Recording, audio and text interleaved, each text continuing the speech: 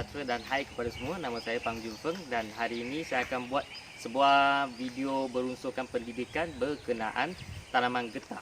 So, kalau boleh dilihat di sini, ini merupakan salah satu contoh tanaman ataupun pokok getah yang diusahakan berdekatan dengan rumah saya. So, secara ringkasnya, pokok getah merupakan salah satu tumbuhan daripada family Euphorbiaceae. Kalau kita kaji untuk family Euphorbiaceae ini, family Euphorbiaceae merupakan tanaman yang bergetah ataupun dia mampu menghasilkan getah dalam kuantiti yang banyak. So, untuk tanaman getah, scientific name dia merupakan Hevea brasiliensis. Walaupun terdapat banyak tanaman yang mampu menghasilkan getah, tapi spesies ataupun pokok getah untuk Hevea brasiliensis ini merupakan tanaman yang agak signifikan kerana dia merupakan satu-satunya tanaman yang mampu menghasilkan getah semula jadi yang mempunyai kepentingan ekonomi. So, untuk video ini saya akan buat review berkenaan dua aspek. Yang pertama merupakan morfologi untuk tumbuhan getah, satu lagi merupakan penuaian hasil getah tersebut. So, untuk morfologi tumbuhan itu, kalau kita lihat di sini, walaupun pokok getah ini dia dalam keadaan yang kurang ideal, tapi kalau kita nak kenal pokok getah ini secara kita boleh tengok kalau getah tu mempunyai kesan torehan dengan cawan untuk kumpul getah, memang salah tu getah merupakan pokok getah. Okey, itu secara amnya macam mana kita nak kenal pasti sesuatu pokok itu merupakan pokok getah ataupun tidak. So, kalau secara teknikal ataupun secara saintifik, untuk mengenal pasti pokok getah tu, sebenarnya pokok getah yang sihat ataupun ideal, dia mempunyai batang pokok yang lurus dan licin. So, kalau boleh dilihat di sini, pokok getah ni dia mempunyai batang yang kurang licin lah. Mungkin sebab dia ada masalah dari segi pertumbuhan dia. Tapi kalau kita lihat untuk pokok getah ni, ni merupakan pokok getah yang lebih ideal lah, di mana batang tumbuhan dia adalah lurus memanjang ke atas dengan mempunyai muka bentuk yang agak licin. Lepas tu, salah satu lagi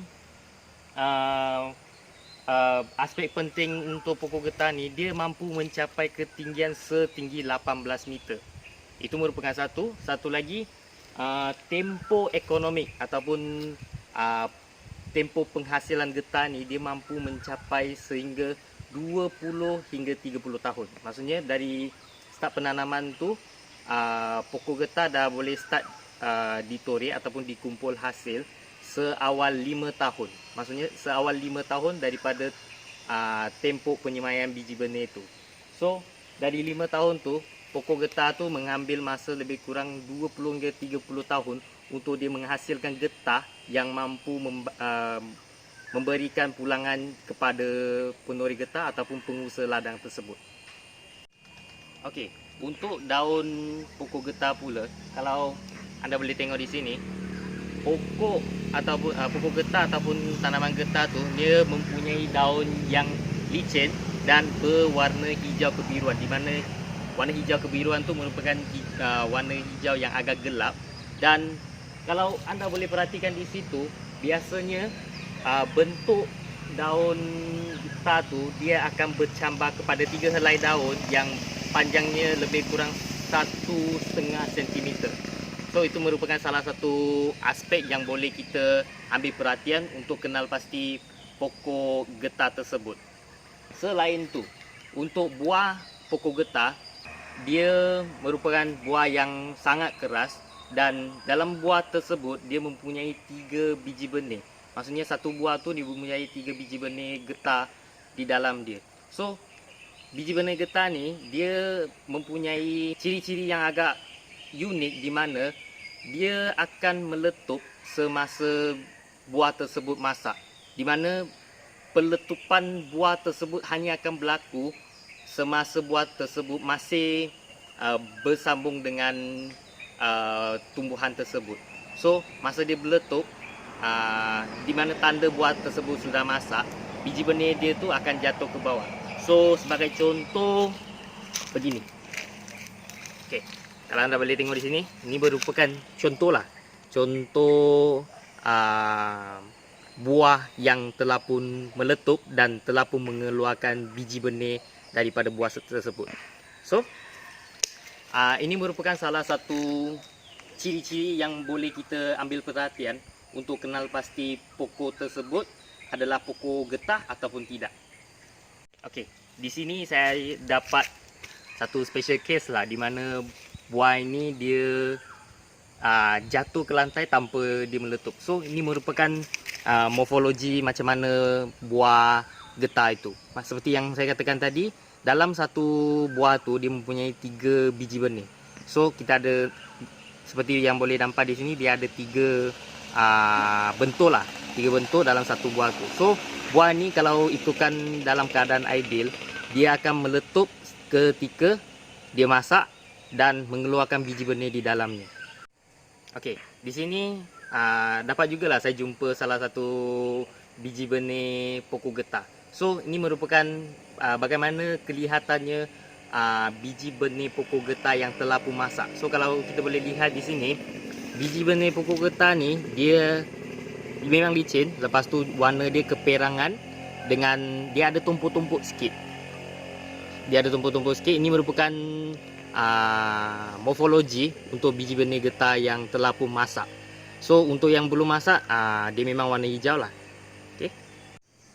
Baiklah, seterusnya saya akan terangkan lebih lanjut mengenai pengumpulan hasil ataupun lebih dikenali sebagai penorehan getah untuk pokok getah tersebut.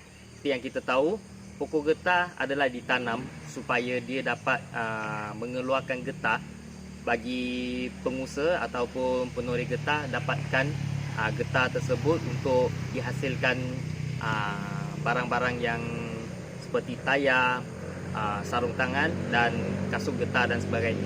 So selain getah, selepas pokok getah tu telah pun tamat tempoh ekonomiknya, batang pokok getah tersebut akan ditebang dan dia boleh dihasilkan sebagai barang-barang perabot. Disebabkan ciri-ciri batang getah ni dia ringan dan senang diproseskan untuk menjadi barang-barang perabot yang bermutu tinggi. So kalau kita boleh lihat di sini, ini merupakan salah satu cara yang ringkas lah macam mana torehan itu dilakukan. So pertama sekali saya nak terangkan waktu penorehan getah itu dilakukan. Waktu yang paling ideal untuk penorehan getah itu diadakan adalah pada waktu pagi sebelum matahari terbit. Ini disebabkan komposisi getah tersebut. Untuk pengetahuan semua, komposisi getah semula jadi ini dia mempunyai 30 hingga 40% kandungan getah, di mana 55 hingga 60% dalam getah tersebut merupakan air. So jikalau penorehan itu dilakukan selepas matahari terbit, di mana cuaca telah pun menjadi panas, transpirasi pokok tu dia akan meningkat. So apabila transpirasi itu meningkat, lebih banyak penyejatan air akan berlaku, di mana pokok tu akan kehilangan lebih banyak air. So jikalau kehilangan air itu berlaku secara mendadak, kandungan air dalam pokok tu dia akan mengurangkan. So benda ni akan menjadikan getah tu susah mengalir keluar daripada pokok tu, di mana keadaan ni secara langsung akan mengurangkan pengeluaran getah ataupun hasil pokok getah tersebut. Okey, ciri-ciri susu getah yang bagus adalah daripada warna dia. Warna ideal untuk susu getah ni adalah warna putih ataupun putih kekuningan sedikit. Satu lagi, dia mestilah cepat mengalir dan tidak cepat membeku. So untuk mengurangkan kadar pembekuan susu itu, penorehan tu sememangnya akan dilakukan pada waktu senja ataupun waktu pagi sebelum matahari itu terbit, di mana kawasan persekitaran adalah sejuk untuk mengekalkan proses transpirasi pokok getah tersebut. Okey, seterusnya saya akan terangkan tentang mekanisme torehan getah tu. So, untuk makluman semua, torehan pertama itu akan dilakukan untuk memecahkan saluran getah pada pokok tersebut supaya dia boleh mengeluarkan getah daripada batang pokok tu sendiri. So, untuk torehan yang seterusnya, sebenarnya torehan tu hanya untuk menyingkirkan bekuang-bekuang getah pada saluran getah yang telah pun ditorek sewaktu torehan pertama, supaya pokok getah tu boleh terus mengeluarkan susu getah daripada pokok tersebut. So, kalau kita lihat di sini, ini merupakan salah satu kesan torehan lah, macam mana torehan tu dilakukan. So, kalau kita lihat di sini, sudut kecerongan torehan tu adalah sebanyak 30 darjah. So, kerana 30 darjah ni merupakan kecondongan yang paling sesuai untuk pengaliran susu getah tersebut. So, salah satu teknik macam mana torehan dilakukan adalah melalui perkongsian daripada penoreh-penoreh getah. Mereka bagi tahu torehan tu hanya akan dilakukan setebal 1 atau 2 keping kertas A4, di mana torehan tu hanya sekadar untuk memecahkan saluran getah supaya pokok tersebut dapat mengeluarkan getah tanpa mencederakan batang pokok tersebut. Di mana kita tahu batang pokok tersebut mempunyai sel-sel seperti sel-sel xylem dan phloem yang berfungsi untuk membekalkan air dan sumber nutrien kepada pokok. So, jikalau torehan tu dilakukan terlampau mendalam kepada pokok, dia akan menyebabkan kecederaan dan secara langsungnya dia akan menjejaskan pertumbuhan pokok getah tersebut. So, kalau kita lihat di sini, pembentukan torehan yang paling senang, torehan tu akan dilakukan dengan separuh lilitan pokok tu. Lepas tu, kebiasaannya saluran akan dibuat di tengah-tengah antara cawan dan batang pokok tersebut. So, saluran itu dibuat untuk mengalirkan susu getah menjurus kepada cawan pengumpulan getah tu.